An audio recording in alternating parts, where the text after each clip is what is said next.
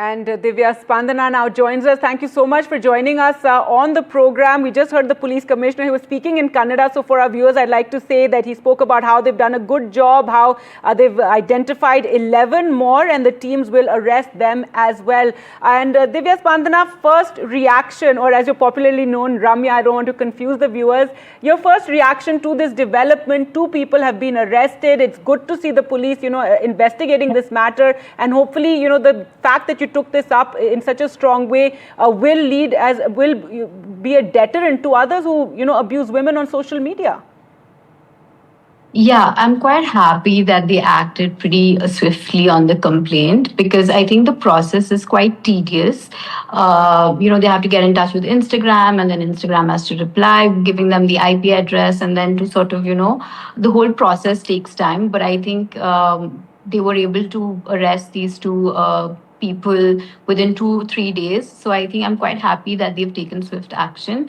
And I think this is more not just for me, Gargi, but I think a lot of women face online trolling. And, like I was sent nude pictures, murder threats, rape threats, and explicitly describing how they were going to rape me and things like that.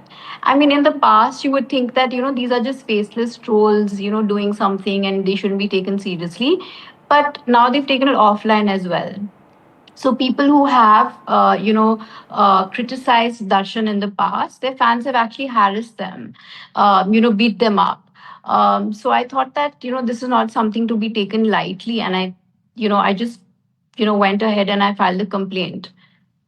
And we're very glad that you did, and you're pursuing it. Often, the process becomes the punishment in such cases. Glad to see 2 arrests at least have been made. Of course, there are dozens more, who you have named in your complaint. As you said, it's a tedious process, but also about support within your industry. You said it's fans of Darshan who are going after you. We do believe, we have seen that other, actors have come out in your support.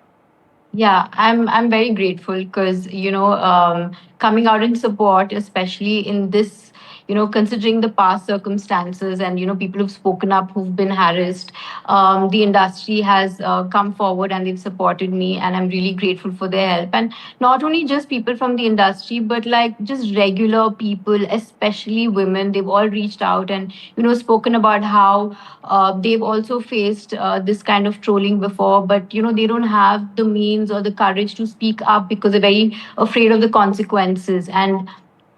And they don't even report it, or like they don't even like go and complain. They just like keep quiet about it, because they're afraid. So they were all very glad that someone was doing it on their behalf. And so I'm overwhelmed with all the support that I've received. And I think it's going in the right direction. I think it'll send a good message, and I think people will think twice before they send any kind of derogatory comments to anyone online.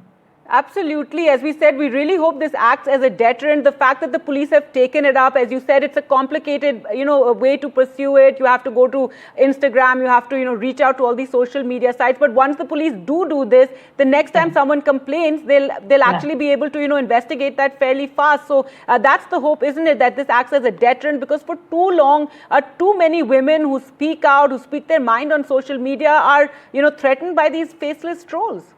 Yeah, absolutely. So I really hope that, with this, I hopefully more arrests will be made. And with that, I think people will realize the seriousness of this, and, people will be careful in future.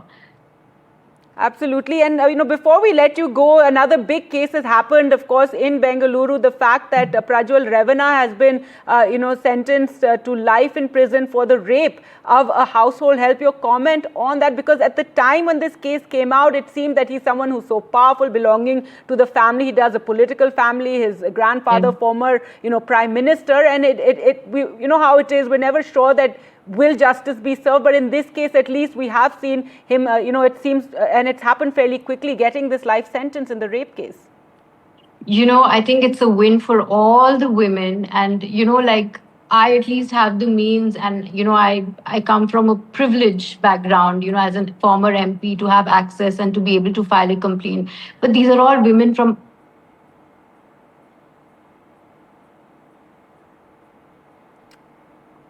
All right. Well, as you can see, the image has frozen there. But talking on the Prajwal Revana case, Divya Spanna saying that it's, all right, Divya's back with us.